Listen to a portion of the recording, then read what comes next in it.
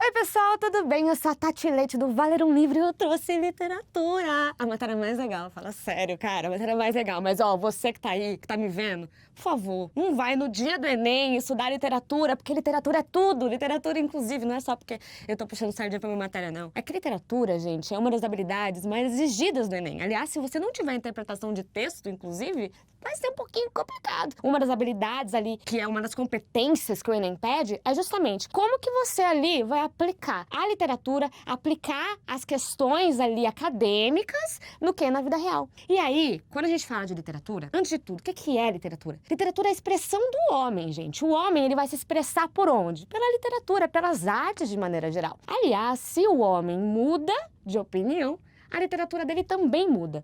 Imagina ali o ser humanozinho escrevendo um diarinho. Ai, hoje, querido diário, eu fiz isso, isso, isso. Quando ele vai mudar de opinião, quando ele vai gostar de outro crush, o que vai acontecer? Ele vai mudar também no diário. E por isso que a literatura vai mudando ao longo do tempo. E por isso que é tão importante a gente saber também nessas histórias. Por isso que tem gente que considera os clássicos, né? E outros nomes, enfim, as escolas literárias e livros que são mais ditos do que outros, Machado de Assis, José de Alencar, assim vai, escritores, porque isso faz parte da história. O contexto histórico, ele faz diferença nessa hora. E lembrando que o Enem, ele pede o quê? Que você consiga aplicar isso mesmo, consiga aplicar a literatura, não só na sua interpretação de texto, mas também na sua realidade ali, na sua redação, no que você vai falar, no que você vai responder. Então vamos rapidinho passar por um mapa, uma linha do tempo das escolas literárias. O que está acontecendo? A gente começa a entender a literatura em português de Portugal na Idade Média, com o trovadorismo, aquela coisa da cantiga no palácio, para falar de quem que eles estavam gostando, para entreter a realeza, para contar a fofoca da corte, e sempre cantado, né? Uma poesia, cantiga, tudo em forma de cantiga, tá? Quando a Idade Média acaba, a gente já vai pro humanismo. O humanismo, ele é bem rápido, tem Camões ali no humanismo, sabe? Aquela coisa bem sólida, aquela poesia que era em decassílabo, a gente tem tudo aquilo que é um pouco mais pesado. Passando nisso, a gente começa já a entrar no Brasilzão de meu Deus. Por quê? Porque tá tudo acontecendo na Europa, o Brasil tá sendo descoberto, né? A gente vai ter o quinhentismo, por exemplo, com o Pero Vaz de Caminha, que a gente começa a meio que considerar uma escola literária, porque ele escreve uma carta pro rei, né? Ele era escrivão, e ele fala, ó, o Brasil é doido aqui, tem umas pessoas peladas. Não é exatamente uma escola literária, mas é quando a gente começa a ter uma produção de fato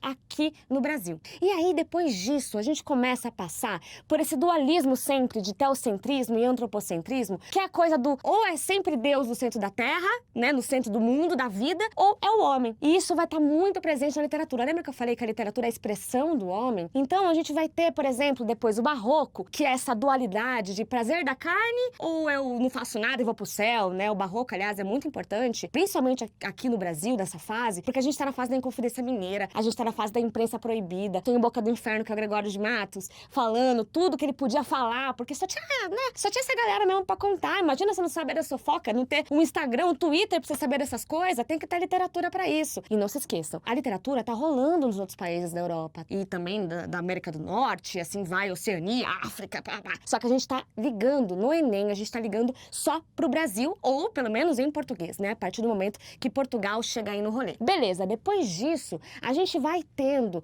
o arcadismo, que é aquela coisa de fugir da cidade, vamos ser pastores e cuidar das nossas ovelhas, vamos gostar das nossas damas, das nossas senhoras, né? E que você tem uma coisa mais poética, uma coisa greco-latina, sabe assim? A partir daí a gente começa a entrar mais uma coisa que a gente tá acostumado hoje em dia, tá? Que a gente tá mais próximo da nossa realidade. Por quê? A gente vai ter o romantismo, que é uma fase que todo mundo conhece muito bem. São 3 fases dentro do romantismo. A gente tem o Zezinho de Alencar, né, na primeira fase, que é a fase nacionalista. A gente tem a fase mal do século, que é uma fase mais sofrida, né? Mais canceriana, aquela coisa assim. E depois a gente tem a fase condoreira, que é uma fase que vai falar da escravidão, que vai falar de todas as nuances do ser humano, pra dar entrada, pra abrir a porta pro realismo. Machadão de Assis, né? Que praticamente pega o trono pra ele mesmo. E que vai falar das mazelas sociais. Aliás, tudo do Machado sempre desconfio dos personagens dele, porque todos os personagens dele é uma crítica à sociedade. E junto, concomitante ao realismo, a gente tem o naturalismo, que também é uma crítica social, social, mas é uma crítica quase,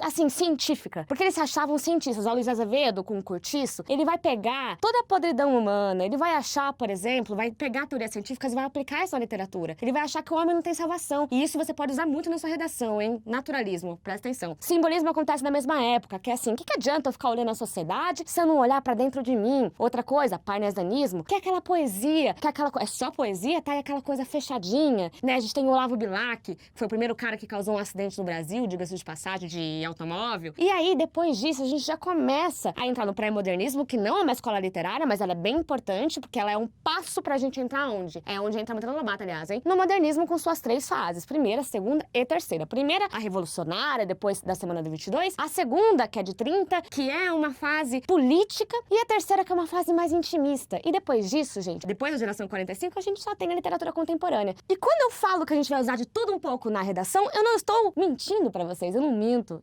nunca. Acho que a Amanda Disch, que é uma escritora atual, contemporânea, vivíssima, maravilhosa, ela fala que a gente tem que usar a literatura como centro da nossa compreensão do mundo. Por quê? Porque é assim que a gente vai conseguir tirar mil da redação. Vamos usar aqui 3 temas, eu vou passar 3 temas pra vocês nessa aula de hoje.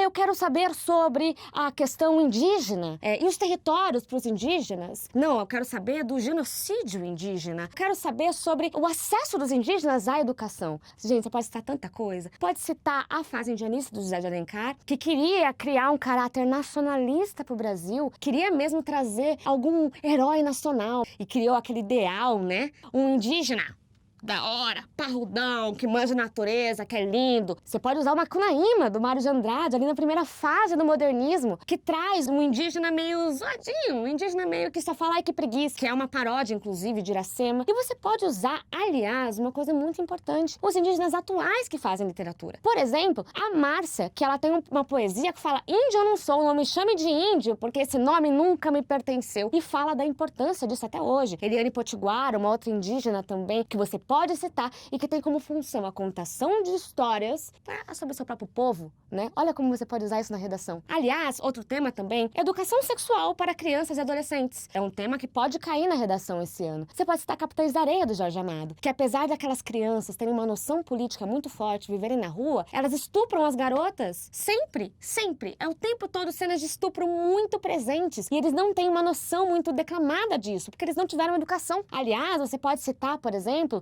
Você Tem a Vida Inteira, do Lucas Rocha, que fala sobre HIV na adolescência, que existe esse perigo. E como que você sabe disso? Como que você sabe como se cuidar? Como você sabe as maneiras de proteção das doenças sexualmente transmissíveis? Você pode citar até uma literatura que foi lançada ontem para usar na sua redação e tirar nota 1000. Outro tema que pode ser, por exemplo, são todas as questões de doença, como que acesso ao hospital, SUS e assim vai. Sabe um exemplo disso ótimo? Voltando a Capitães da Areia, a gente tem a epidemia da varíola, que inclusive uma das pessoas morre. Eu não vou contar spoiler aqui pra vocês, mas eu deveria, porque vai ser importante você ler esse livro pra tua redação, pro teu Enem, pro teu vestibular. Você pode falar sobre o acesso à universidade, se esse for o tema, ou até o acesso à saúde mesmo, com Carolina Maria de Jesus, que inclusive na Unicamp, que é uma universidade de São Paulo, tá pedido aí, né, é um dos livros obrigatórios do vestibular, que retrata a fome como ninguém, sabe, que dá cor pra fome, que era uma catadora de lixo, e que aí ela traz naquilo tudo, como ela não tem nenhuma condição social, sequer de ser reconhecida como escritora, porque a história dela é bem pesada. Aliás, você pode trazer tantos temas com isso, gente, com a fome. Se for, por exemplo, o acesso à universidade, que Carolina Maria de Jesus não teve, inclusive se ferrou durante muito tempo por conta disso, morreu desconhecida praticamente, com Conceição Evaristo, uma outra escritora contemporânea, mineira, que em seu livro Ponciá Vicêncio fala, né, uma hora que a Ponciá começa a se alfabetizar e que o irmão dela também tenta se alfabetizar, ele fala, né, que ele descobre que por trás de sua assinatura existem outros nomes tão importantes quanto. Olha só como você consegue trazer a literatura para a tua redação e ainda mostrar para a pessoa, ainda mostrar para o corretor da prova que você sabe do que você está falando. Isso é muito legal e é importantíssimo no Enem. E, de novo, é uma competência exigida pela prova, exigida por qualquer vestibular que você for provar, além de mostrar que você é bacana, que você é da hora, que você está de olho no mundo. E, por fim, não menos importante, a gente tem que lembrar que o Enem, ele sempre vai te dar na redação o tema, só que ele vai também ser mais específico, ele vai te falar o assunto. Então, se o tema é a violência sexual, esse é o tema, violência sexual, mas ele vai ser mais específico. Violência sexual no Brasil, violência sexual contra a mulher. E isso você consegue fazer ainda mais link com a literatura. Se for sobre qualquer coisa de acesso a riquezas, a bens materiais, você pode citar qualquer livro do Machado de Assis. Se for, por exemplo, questões sobre a mulher, sobre o papel da mulher na sociedade, o Machado é ótimo, porque a gente sempre tem um narrador absolutamente ciumento, a gente sempre tem um narrador super focado no pensamento dele e uma mulher por trás que tá ali acontecendo. Em Quincas Borba, por exemplo, a gente tem a Sofia. De qualquer maneira, todas essas mazelas sociais, elas estão muito presentes. Aliás, o Cortiço, olha isso, como as questões do povo, as crenças do povo também, né? Porque o Aloysio Azevedo acreditava no determinismo, que você é influenciado pelo meio que você vive. Religião, se o tema for esse, olha, eu tô citando Mac 3, hein? Eu tô ajudando vocês. Porque se o tema for esse, Lima Barreto tem um conto incrível sobre, olha, eu soube que padres estão indo para os navios, os militares, eu também quero que vá um budista, eu também quero que vá um espiritista, eu quero que vá todas as religiões, porque o Estado é laico. Então, você sempre pode citar literatura, você sempre pode fazer link, e isso vai te ajudar muito na tua redação e vai te ajudar a tirar a nota 1000. Eu só vim aqui, na verdade, para enaltecer a literatura e mostrar como você vai usar para tudo na sua vida, inclusive para conquistar o crush. Vai na minha que você ganha. A gente se vê na próxima aula e boa sorte. Tchau.